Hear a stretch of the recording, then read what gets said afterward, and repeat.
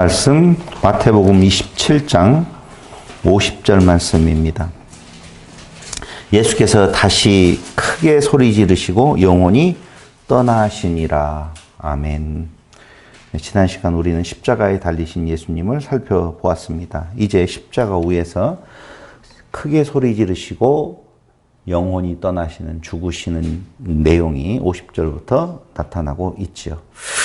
예수님께서 다시 크게 소리 지르시고 영원히 떠나시다라고 말씀을 하고 있는데요. 뭐라고 소리 지르셨을까요? 너무 어려운 말은 아니에요. 누가복음이나 그리고 요한복음에 가서 살펴보면 요한복음 19장 30절에서는 다 이루었다라고 하는 말씀이 그 십자가에서 죽으시는 그 상황과 맞물려서 나오는 말씀이 있고요. 또 누가복음 23장 46절에서는 내 영혼을 아버지의 손에 부탁하나이다 라고 말씀이 나와 있습니다. 둘 중에 하나로 하시든 두 개 다라고 하시든 간에 크게 문제될 것은 없습니다. 어쨌든 예수님께서는 이제 죽으셨습니다.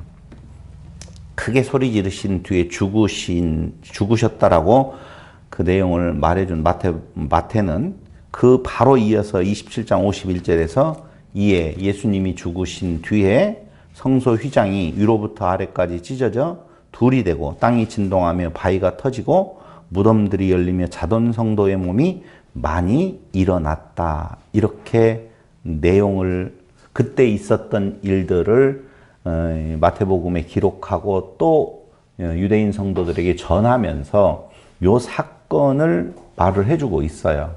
그때 일어났던 그 사건을. 그럼 여러분들에게도 똑같이 한번 질문을 하고 싶어요. 여기 휘장이 찢어졌다라고 나오잖아요. 그렇죠? 그리고 희한한 일들이 일어났어요.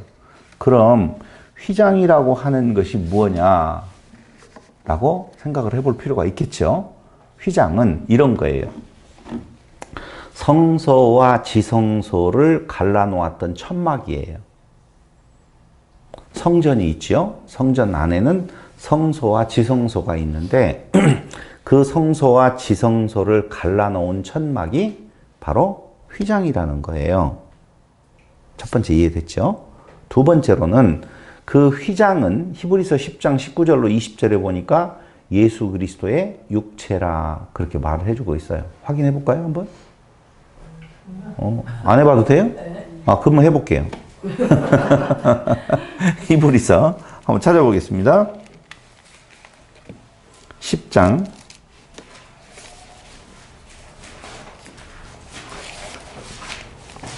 19절.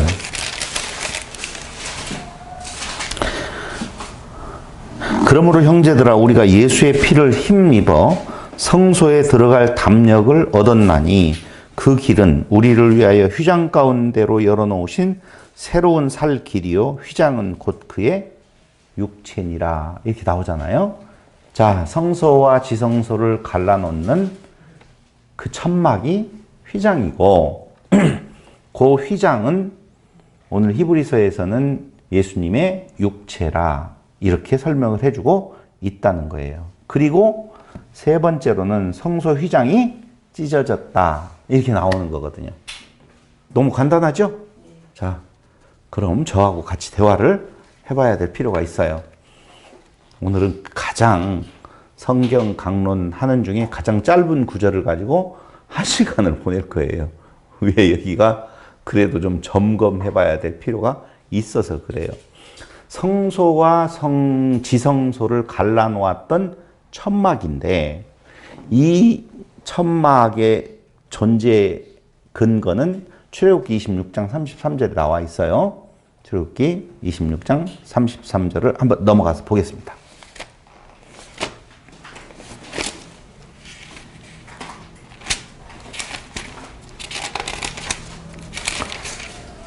(26장 33절에) 보니 그 휘장을 갈고리 아래에 늘어뜨린 후에 증거궤를 그 휘장 안에 들여놓으라. 그 휘장이 너희를 위하여 성소와 지성소를 구분하리라.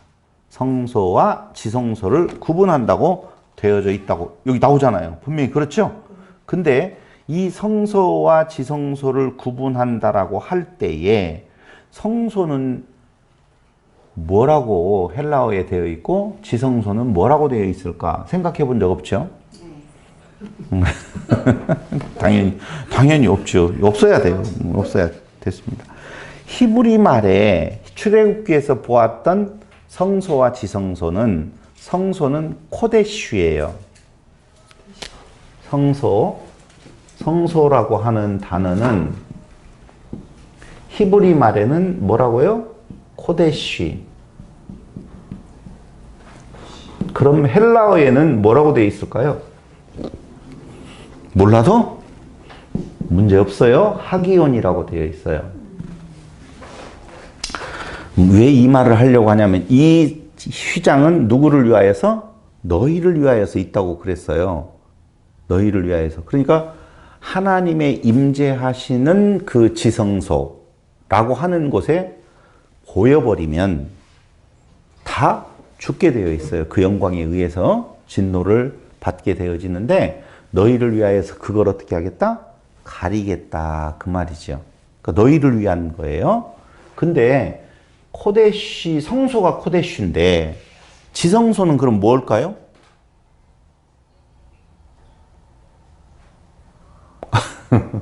곱하기 2예요. 뭐라고 표현되어 있냐면 코데시, 성소의 성소라는 거예요. 지성소라는 단어가 따로 없어요. 그렇다고요. 성경에 나와 있어요. 그럼 성소는 코데시고 지성소는 코데시라고 표현되어 있다고요. 그럼 헬라어의 하기온이 성소인데 지성소는 뭐겠어요? 그렇죠. 곱하기 2예요. 진짜 그렇게 되어 있어요. 원어 성경에 보면 성소는 하기온, 지성소는 하기온 그렇게 되어 있어요. 그러니까 성소 안에 또 다른 성소라고 하는 개념 속에서 두 번을 연속해서 하면 지성소라고 번역을 하고 두 번 하기온이라고 하면은 그것도 성소라고 역시 번역을 한다라고 하는 거예요. 이제 됐죠? 틀림없이. 그런데 그 성소와 지성소가 아니고 지성소를 가르는 것이 지성소를 가르는 것이 뭐라고요? 휘장이라 이렇게 지금 되어져 있어요. 근데 예수님이 죽으시면서 그 휘장이 위에서부터 아래로 찢어졌다라고 나오거든요. 찢어졌다. 그런데 여기에서 중요한 것이 나오는 것이 뭐냐면요. 거기 다시 한번 보겠습니다. 마태복음 27장. 무덤들이 열리며 자던 성도의 몸이 많이 일어나되 이에 성소 휘장이 위로부터 아래까지 찢어져 둘이 되고 그럼 성소 휘장이라고 나와 있잖아요. 성소 휘장. 이때에 그 성소라고 하는 단어는 뭐라고요? 코데시는 히브리 말이고 여기는 지금 헬라 말이에요. 그럼 뭐라고 되어 있겠어요? 하기온. 그렇게 되어졌다면은 제가 이렇게 심각하게 말을 안 하죠. 이때의 성소는 나오스로 되어 있어요. 이게 뭐지 도대체? 자, 다시요, 권사님. 성소는 헬라어로 하기온, 지성소는 하기온. 그럼 여기 성소 휘장이 갈라졌다면 하기온, 휘장 이렇게 나와야 될 거 아니에요. 휘장이 헬라어는 생각하지 않더라도 하기온, 성소의 휘장 이렇게 나와야 될 거 아니에요. 근데 하기온 휘장으로 안 나오고 나오스 휘장으로 나온다니까. 왜 그럴까요? 성소가 그럼 두 가지가 있는 건가? 성소라는 단어가? 이게 생각해 볼 수 있겠죠? 그래서 이 나오스라고 하는 단어를 보니까 어떤 의미가 있냐면 성소, 성전이라는 의미를 가지고도 있어요. 근데 이 나오스라는 단어는 그 외에 다른 의미가 더 있는데 신의 거주지. 그러니까 단순한 성전, 성소라고 하는 단어를 쓸 때는 하기온인데 신의 거주지라는 의미로 이 성소를 쓸 때에는 나오스라고 하는 단어를 써서 신의 거주지, 깊숙한 곳 요렇게 되어 있다고요. 무슨 단어를 쓰고 있다고요? 거기에서는 52절에서는 나오스, 하기온이 아닌 나오스라고 하는 단어를 지금 쓰고 있는 거예요. 그러니까 히브리 말에서 코데쉬라고 이야기를 할 때에 그 코데쉬와 하기온이라고 하는 개념은 성소라고 하는 개념으로 같이 쓴다라고 하는 내용까지로 이야기를 했어요. 근데 히브리 말에서도 헤칼이라고 하는 또 다른 성소라고 지칭할 수 있는 단어는 왕궁, 성전 뭐 이런 뜻이 있어요. 이게 여러 가지 단어들이 있는데 왜 머리 아프고 헷갈려요? 여기에서 성소와 지성소를 나눈다라고 할 때 하기온을 쓰는데 근데 성소의 휘장이 갈라졌다라고 할 때에는 하기온을 쓰지 아니하고 나오스라는 단어를 쓰고 있느냐. 이걸 주목해 볼 필요가 있다는 것이죠. 왜 있는 건가라고 하면 코데쉬라고 하는 이 단어는요. 하기온하고 같은 의미를 가지고 있는데 분리됨, 거룩함, 신성한이라는 뜻을 가지고 있어요. 그러니까 분리된 곳이다. 뭐 이런 의미죠. 분리된 곳에서 더욱더 분리된 곳은 어디라고요? 지성소, 하기온을 쓰면. 근데 다른 단어, 나오스라고 하는 단어를 여기 성소 휘장이 갈라졌다라고 할 때 쓰는 내용은 바로 신의 거주지 깊숙한 곳. 자, 이렇게 보겠습니다. 우리가 지금 이게 성소라고 보면, 성소라고 보면, 저를 한번 보시고요. 이렇게 놓고 보자고요. 여기가 휘장이에요. 휘장. 근데 휘장은 요 면이 있고 요쪽 면. 요쪽 면. 그 다음에 이쪽 면이 있을 거 아니에요. 그러겠죠? 그럼 나오스라고 하는 단어를 쓸 때에 아까 성소와 지성소를 나눌 때에 쓰는 단어는 뭐라고 그랬어요? 하기온이라고 그랬잖아요. 그때는 면에 대한 내용이 그렇게 중요하지 않아요. 구분 짓는다라고 하는 쪽에서 여기는 하기온, 여기는 하기온. 이렇게 써요. 여기와 여기는 이렇게 달리 지금 쓰고 있다라고 하는 의미인데 요 휘장을 이야기를 할 때 성소 휘장을 이야기할 때 그 성소를 하기온으로 안 쓰고 나오스로 지금 쓰고 있다는 것이죠. 그럴 때에 이 나오스라고 하는 단어가 신의 거주지 깊숙한 곳이라고 하는 뜻을 가지고 있다라고 보면 그 나오스라고 하는 성소는 이쪽일까요? 이쪽일까요?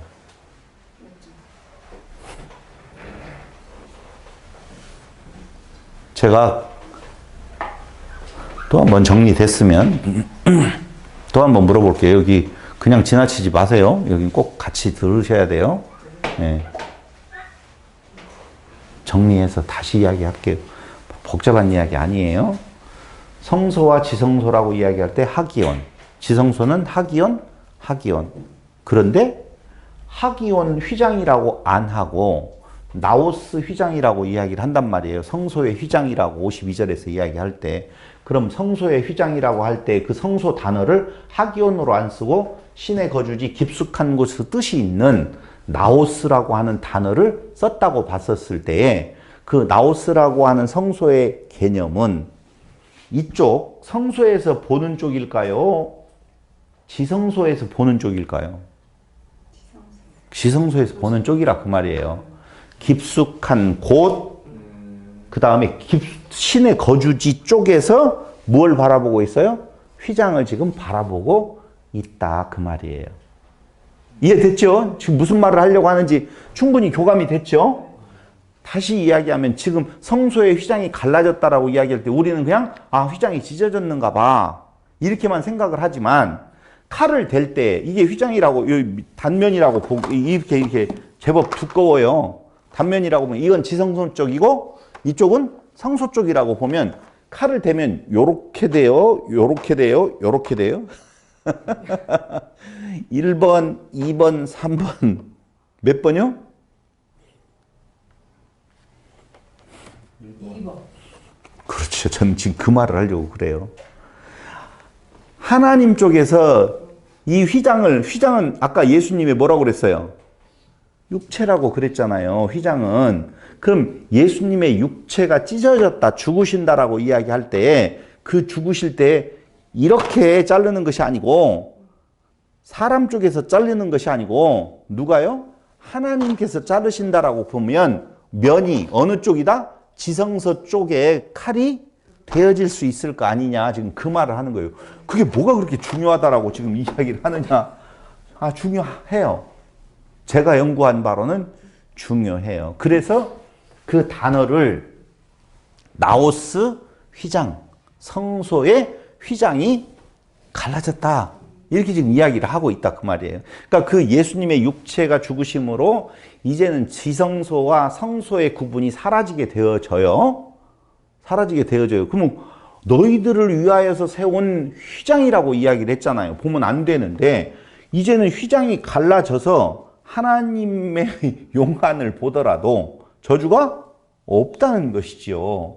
근데 그 휘장이 갈라지고 저주가 없어지는 그 일을 누가 하시냐면은 여호와 하나님께서 그 일을 하신다라고 말씀을 드리고 있는 거예요. 그래서 이 코데시나 하기온이라고 하는 내용은 신성의 영역과 범속의 영역의 상호 불가침이라고 하는 내용, 구별을 유지하는 내용. 그러니까 신성의 영역에 지성소. 아직은 신성하지만 그래도 인간이 들어갈 수 있는 범속의 영역 속에서의 성소. 그걸 구분한다라고 보시면 돼요. 이스라엘 자손의 성물이라고 하는 내용 쪽에서 민수기 18장 32절에 보면은 어떻게 알아? 구분해라. 안식일은 구분해라. 제사장도 구분해라. 내가 거룩하니 너희도 거룩할지니라. 베드로전서 1장 16절. 그러니까 내가 거룩하니 너희도 거룩할지니라. 자, 보세요. 그냥 넘어갈 수 있는 것을 이렇게 심각하게 지금 이야기를 여러분들이 지금 해드리고 있어요. 하나님은 거룩이라고 하는 의미에서 구별하라고 이야기를 하시거든요. 근데 무엇을 구별하라고 하냐면은 이스라엘 백성들의 자손들의 성물, 하나님께 바치는 물질을 구별하라. 두 번째로는 안식일도 구별하라. 그리고 무엇도 구별하라. 제사장도 구별해라. 내가 거룩하니 너희들도 구별되어져야 된다. 라고 이야기를 하고 있어요. 그러니까 코데시나 하기온이라고 하는 내용은 분리됨, 거룩함, 신성함이라는 뜻이 있다고 그랬잖아요. 그러니까 여기 안에서의 한 번 구별, 바깥 성전에 이렇게 있지요. 성전 뜰이 있잖아요. 이방인들은 여기까지밖에 못 들어와요. 성전 안으로 못 들어와요. 근데 여기에서 여기로 구분 한 번 되어지죠. 이 성소에서 지성소로 또 한 번 구분이 되어지잖아요. 근데 이제는 여기가 갈라지면서 그 구분이 없어져요. 구별이. 다시 말씀드리면 왜 구별을 해야 되느냐? 거룩하신 그분, 거룩하니, 내가 거룩하니 너희도 거룩할지니라. 근데 거룩하지 못한 자가 거룩한 자를 보면 당연히 진노를 받아서 죽게 되어져 있단 말입니다. 그래서 모세도 시내산에 올라갈 때 구별되어져야 될 부분이 있잖아요. 너희는 그 밑에 있고 올라가서 왜? 본즉 죽는다는 것이죠. 이야기를 하면.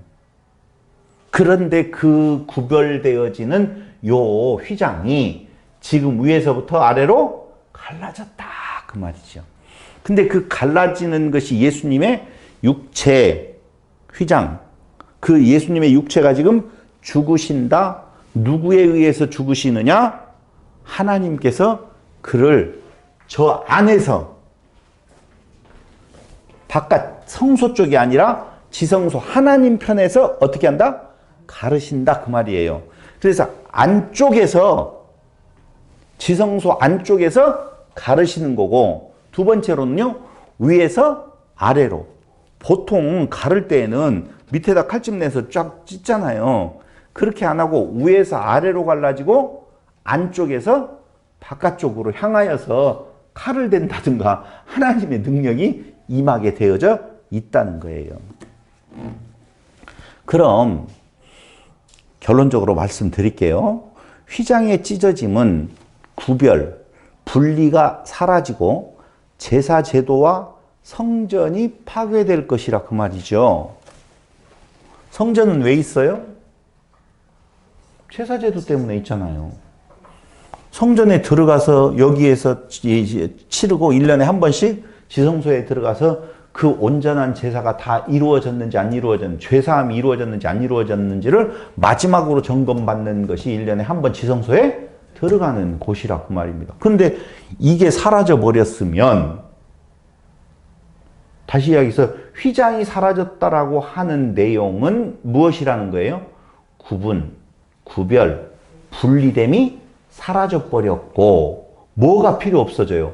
제사제도가 필요 없어지면서, 제사제도가 필요 없는 성전은 필요 있다 없다? 없다는 것이죠. 그래서 성전은 성막도 아니 휘장도 예수지만 성전도 예수님이라, 그것이 다 사라져 버릴 것에 대한 내용을 말해주고 있는 거예요. 외적으로 드려지는 모든 제사, 외적인 성전은 다 무엇하게 되어진다? 사라지게 될 것이며, 이제 성도들은 피로 나오스에 들어갈 수 있는 담대함을 갖게 되었다 그 말이에요.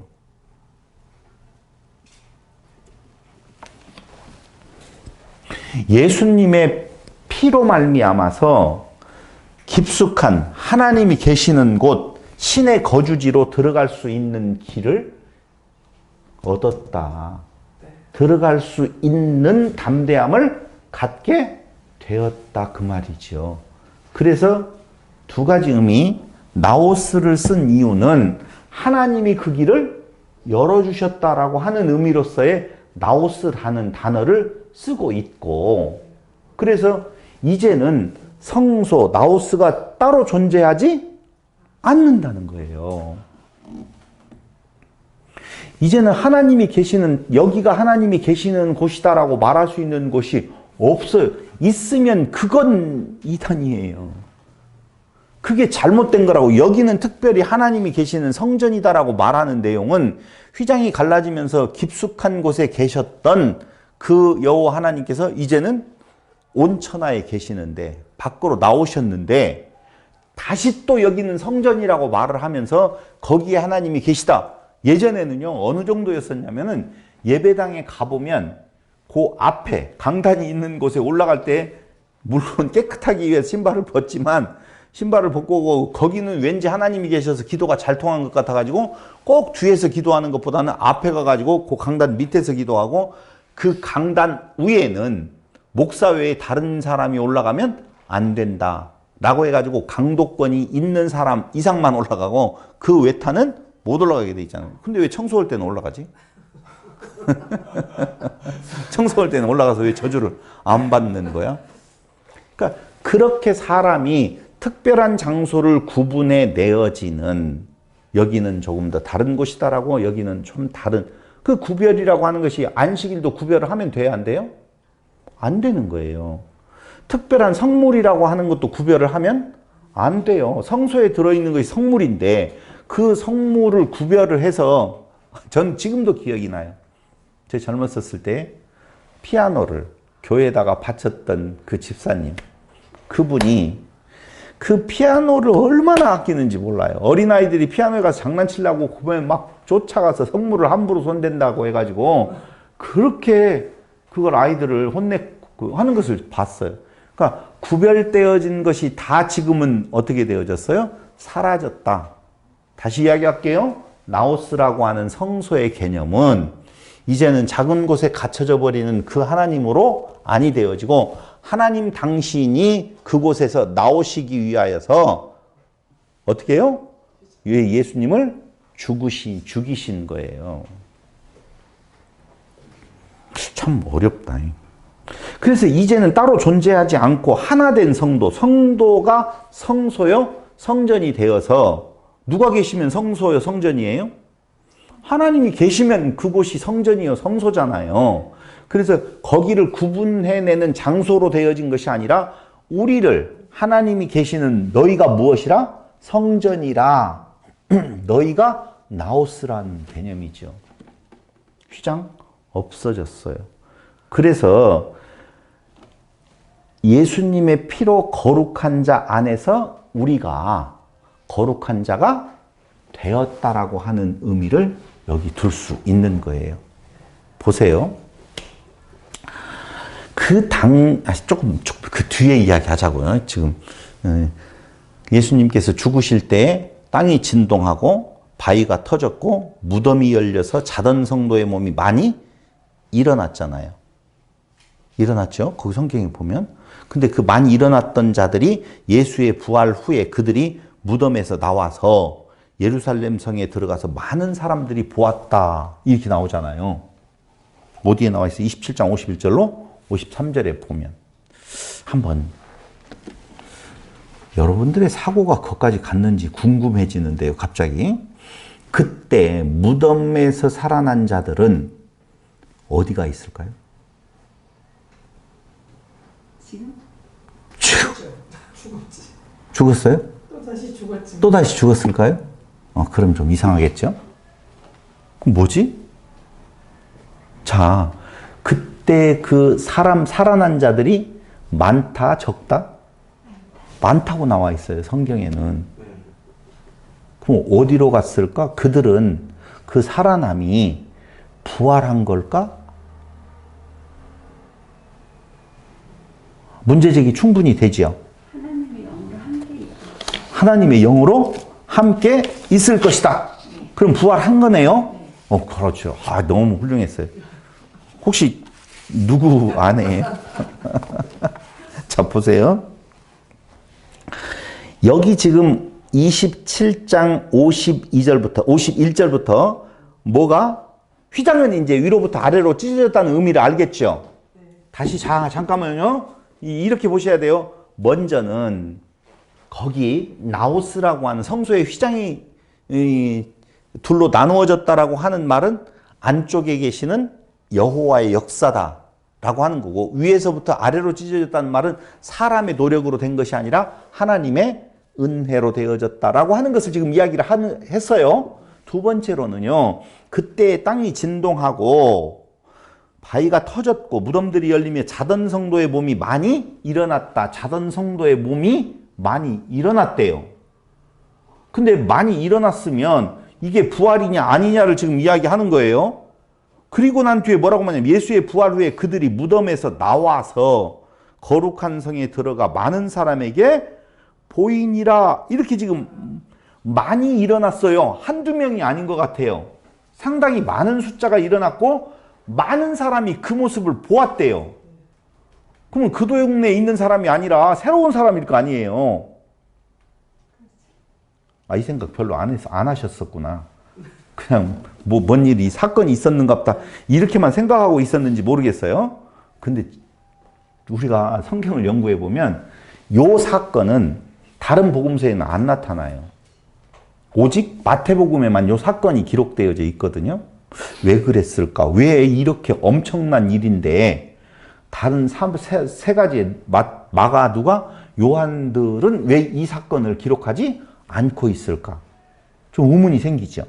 두 번째로는요, 여기 이 사건에 대한 내용은 구약에서 이사야서 26장 19절, 에스겔서 37장 12절로 14절, 다니엘서 12장 2절에 보면 마른 뼈들이 살아나는 종마르 때에 있을 현상들에 대한 예언을 우리는 볼 수가 있어요. 찾아봐요? 이사야서? 안 찾아봐도 되겠죠? 여러분들이 알아서 찾아보세요.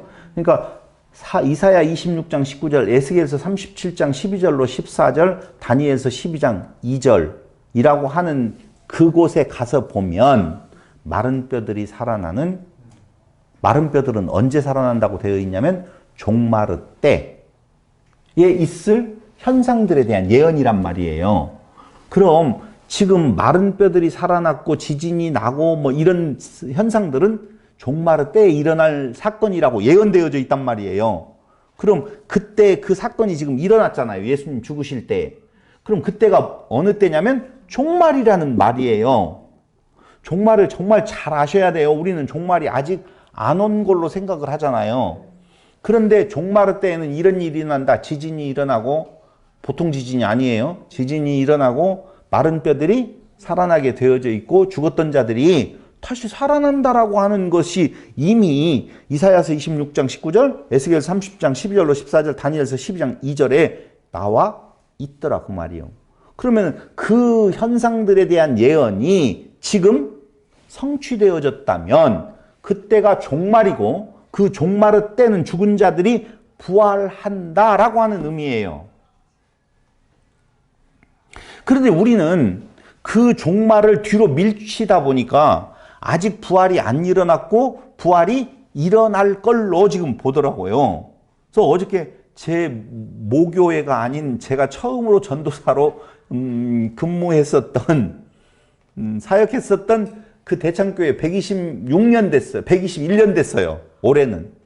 그 121년 된 교회에서 그 행사를 할 때에 앞에 목사님이 말씀하시는, 설교하시는 목사님이 말씀하시는 내용이 바로 뭐하냐면 우리는 부활의 신앙으로 살아간다는 거예요. 부활의 신앙으로 살아간다는 말이 부활을 사는 것이냐, 부활할 그 날들을 생각하면서 살아가느냐라고 하는 건데, 부활할 날을 생각하면서 살아간다, 소망하면서 살아간다, 내일 부활이 이루어질지도 모르겠다라고 한 사람들은 자기는 부활하지 않았다는 거 아니에요. 아직 부활은 일어나지 않았다는 거 아니냐 이거죠. 근데 성경에는 이런 일들이 일어난다. 지진이 일어나고 마른 뼈도 죽은 자들이 살아난 것, 부활이 있을 것, 어느 때라고요? 종말의 때라고 이야기를 하고 있어요. 그럼 예수님 죽으실 때 그때 종말이다? 아니면 종말이 아니다?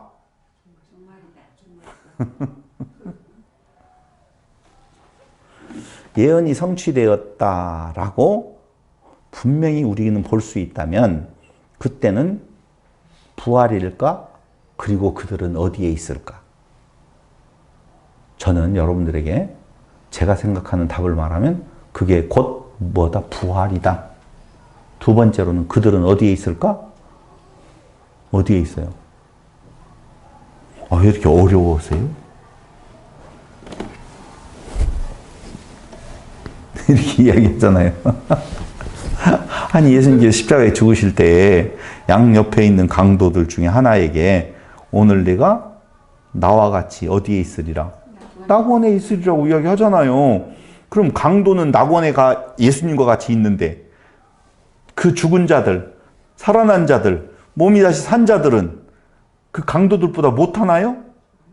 아니잖아요. 그러니까 그들도 누구와 같이 있느냐? 예수님과 같이 있다 그 말이에요. 그런데 조금 답을 더 쉽게 이야기하면은요, 그 예수님이 뭐라고 말하면 내가 항상 너희와 함께 있다고 그랬잖아요. 예수님은 강도 중에 한 명과 같이 있고 그 강도가 같이 있을 그때 몸이 다시 일어났던 자들은 저는 부활이라고 말했고 부활한 자는 예수님과 같이 있는 거고 예수님이 우리와 함께 있다라고 보면 그들도 부활을 사는 거 아니냐 이거죠. 부활한 거라니까요. 자, 한번 보자요. 52절을 보세요. 둘이 되고 땅이 진동하며 바위가 터지고 무덤들이 열리며 자던 성도의 몸이 많이 일어나되 52절에 자던 성도의 몸이 많이 일어나되 라고 나오죠. 일어났다고 지금 마태는 이야기를 하는 거예요. 그때 당시에. 그럼 몸이 일어났다는 말은 그 몸은 무엇을 말하는 걸까? 자, 일어났다라고 하는 이 단어는 헬라어의 에게이로라는 단어인데요. 일어나다, 일어서다, 죽은 자를 일으키다라는 뜻을 가지고 있어요. 그러니까 일어났다는 거예요.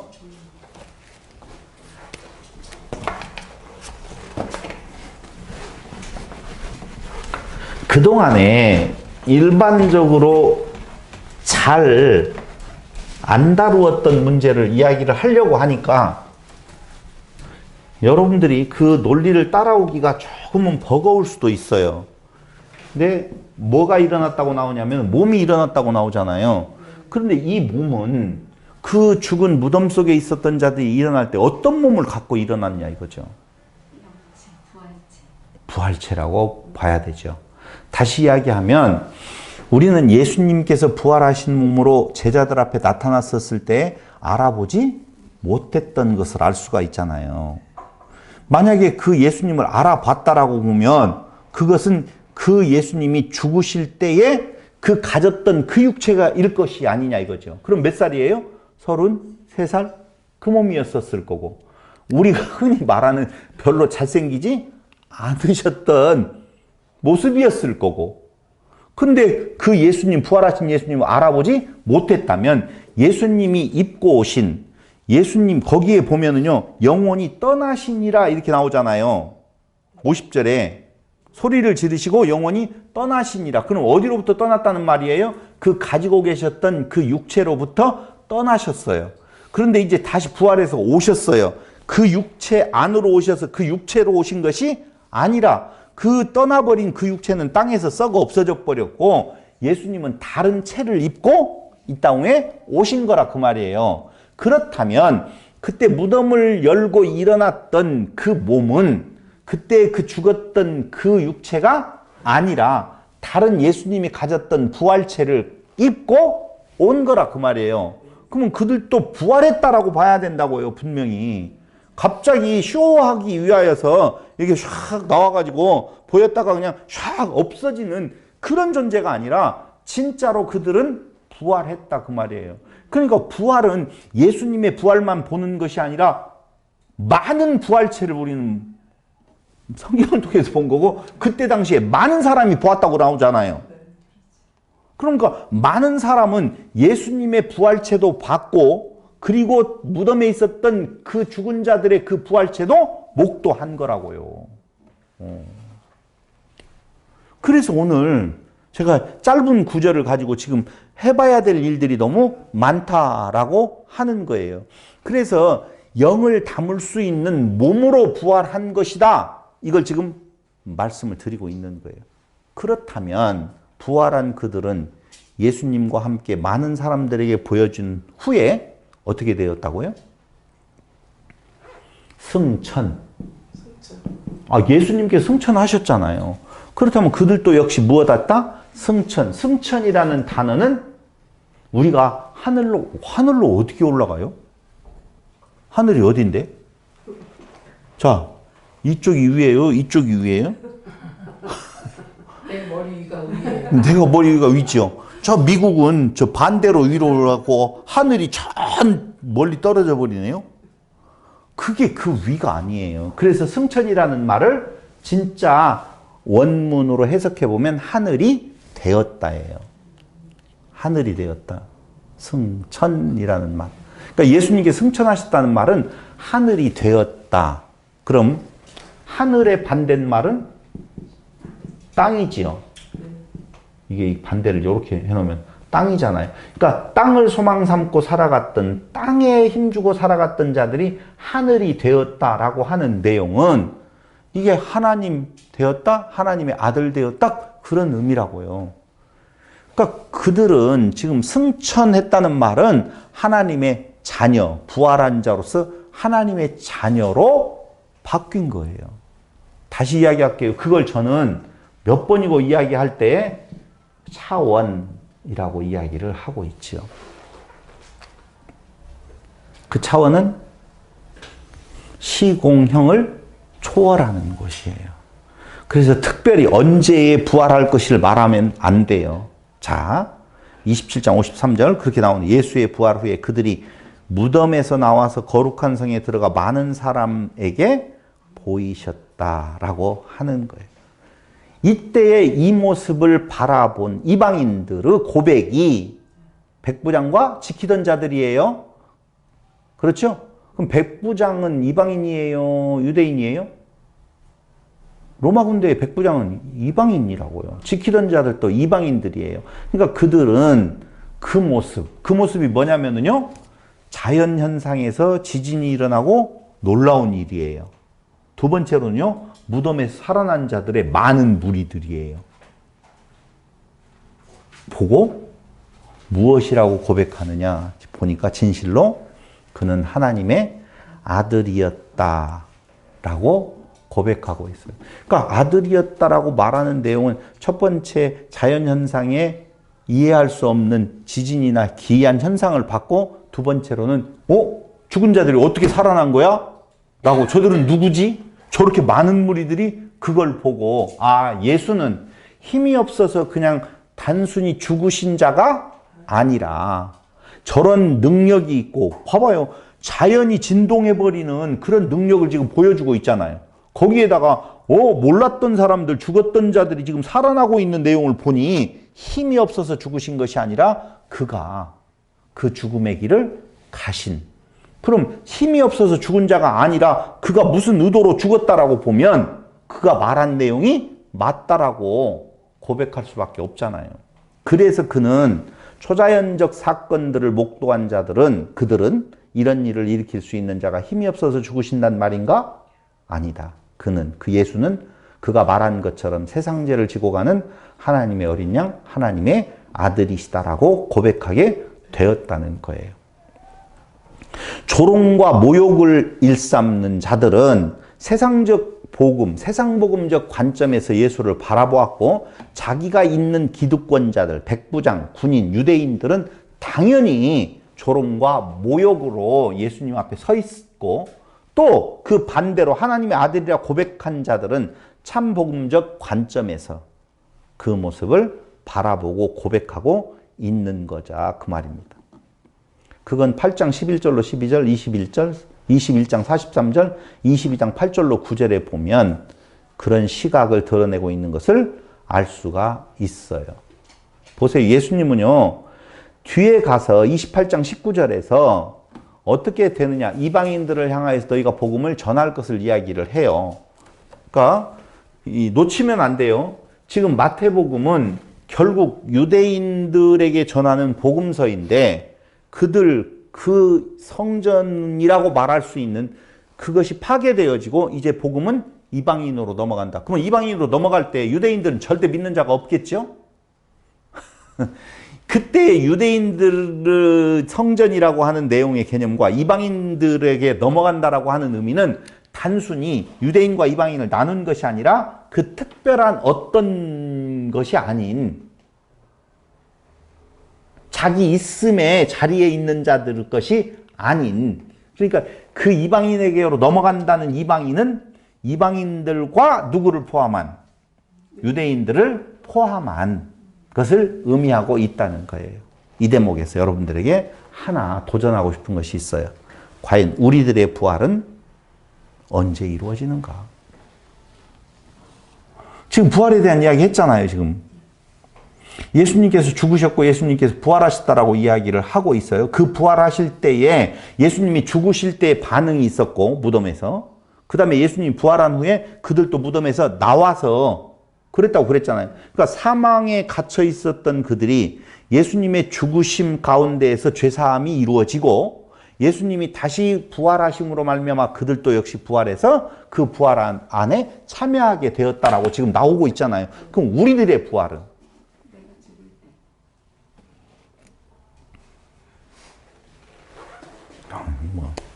지금 이미 부활해요. 그렇게 잘 한번 들어보세요. 두 가지의 부분이 있다고 지금 이야기를 했어요. 부활이 이루어질 때의 첫 번째 단계가 십자가에 죽으실 때에 그 무덤에 있는 자들의 반응이 있었잖아요. 그 다음에 부활하신 뒤에, 예수님이 부활하신 뒤에 그들도 무덤에서 나와서 이렇게 나오잖아요. 그렇죠? 그러니까 우리의 부활도 마찬가지예요. 그 부활이라고 하는 것도 두 가지의 결합이에요. 하나는 십자가와 그리고 십자가와 예수님의 부활이 같이. 그럼 여러분, 예수님을 우리가 영접한다, 믿는다라고 보통 그렇게 말을 하고 있는데 그 예수님을 어떻게 할 때? 영접한다, 믿는다라고 할 때에 예수님의 죽으심과 함께 부활의 1단계. 예수님의 그 부활하심을 내가 믿어질 때에 부활의 2단계. 동시에 일어난다고요? 시간차를 두고 일어난다고요? 동시에 일어난다 그 말이에요. 그렇게 말은 제가 표현을 했지만, 그럼 우리는 자, 예수님 믿음 안에 있습니까? 예수님 믿음 밖에 있습니까? 예수님 믿음 안에 있다면 우리는 부활했어요? 부활할 거예요? 했다는 거예요. 근데 우리는 이 육체 안에 있잖아요. 이게 바로 뭐라고요? 이 육체가 지배하는 차원에 살고 있는 거고, 그 육체를 벗어나면 아까 죽은 자들이 부활한 그 차원에 들어가게 되는 거라고요. 그러니까 육체의 죽음을, 이 세상의 마지막 적그리스도라고 하는 대적자는 누구를 말하는 건가? 사망이라 그 말이에요. 그러니까 사람을 가장 괴롭힐 수 있는 사단의 제1무기가 뭐냐면은 죽음, 사망이라는 거예요. 근데 우리는 그 사망이 끝이 아니라 오히려 새로운 차원의 부활의 생명으로 살아가는 새로운 차원, 지금 부활의 생명으로 살아가는 먼 차원, 3차원의 세계에 지금 있다라고 보면, 그 육체의 3차원 안에 있어서 지배를 받고 있는 육체를 벗어버리면 우리는 무차원, 아니 뭔 차원이라고 할까? 그걸 고차원 뭐 이런 거라고 할까요? 다른 차원의 영이 살아갈 수 있는 영원한 차원의 영원한 몸을 입고 살아간다. 차원으로. 그러면 그때 그 차원과 지금 살아가는 차원이 달리 따로 존재할까요? 아니요. 그 안에 그 3차원의 세계가 포함되어져 있다는 거예요. 그래서 부활을 있었고, 예수님의 부활과 다른 자들의 부활이 있었고, 앞으로 부활이 있을 것이고, 우리들의 부활이 있고예요. 그래서 부활은 지금 살아있는 자들이, 우리 예수 믿는 자들이 부활 이렇게 살아가는 거 아니라고요. 그냥 부활을 사는 거라니까요. 그러니까 다른 부활을 지금 기다릴 거 없어요. 다 하나님께서 하시는 거라고요. 그러니까 그 무덤에서 일어났던 자들이 쇼로 되어진 것이 아니에요. 근데 그런 일들을 왜 마태만이 기록하고 있는 건가? 이 내용을 이미 구약을 통해서 예언했던 바에 대한 내용을 유대인들은 다 알아요. 공유하기 쉬워요. 근데 마가, 누가, 요한이라고 하는 내용은 유대인들을 향한 복음이 아니에요. 다른 이야기란 말이에요. 예수님의 생애를 가지고. 그렇기 때문에 그 말을 그렇게 하면 오히려 이상하게 느껴질 수도 있다니까. 근데 우리는요, 이미 그 시기를 지나와서 그 말을 해도 충분히 알아들을 수 있는 자들이 되어졌다라고 말씀을 드릴 수가 있는 것입니다. 오늘 이야기가 조금은 안 들어봤던 이야기이기 때문에 이해도가 좀 떨어질 수 있을지는 몰라도 그렇게 이해하셔야 돼요. 진짜 그런 거예요. 부활할 것입니까? 부활했습니까? 부활했습니다. 그럼 지금은 왜 우리는 부활의 몸을 못 갖고 있습니까? 당연히 3차원의 몸을 가지고 있기 때문에 그 부활의 모습을 우리는 상상할 수가 어렵지만, 이미 예수님께서 부활하셨다라고 하는 그 몸으로 성경에 봤고, 두 번째로는 그 예수님 죽으심과 그 예수님 부활하실 때 같이 부활했던 그 무덤에 잠잤던 자들, 그들은 그 육체의 3차원에 살고 있었던 그 몸으로 다시 살아난 것이 아니라 차원을 달리하는 영원한 몸을 입고 부활하셔서 예수님과 함께, 지금 누구와 함께? 우리와 함께, 우리는 3차원에 갇혀있는 부활한 자지만 그들은 다 3차원을 벗어난 차원, 그 3차원을 이미 그 안에 담고 있는 차원. 우리도 그 육체를 벗으면 어떻게 되어진다고요? 영원한 삶으로 그 몸을 다시 갖고 살아가게 되어질 소망, 여러분들이 갖고 살아가시기를 바라면서 오늘 말씀 마치도록 하겠습니다. 기도드리겠습니다. 고마우신 아버지 하나님, 우리에게 주신 은혜의 말씀이 우리에게 양식이 되어서 이 땅 살아나가면서 사단이 가지고 있는 가장 무서운 무기, 사망의 무기에 우리 마음이 녹아내리지 아니하고 오히려 하나님께서 우리에게 허락해 주신 그 영원한 생명을 가지고 이 땅 그 무엇을 도전해도 굴복하지 아니하고 하나님을 찬양하면서 살아가는 성도들이 되게 하여 주시기를 예수님의 이름으로 기도드립니다. 아멘.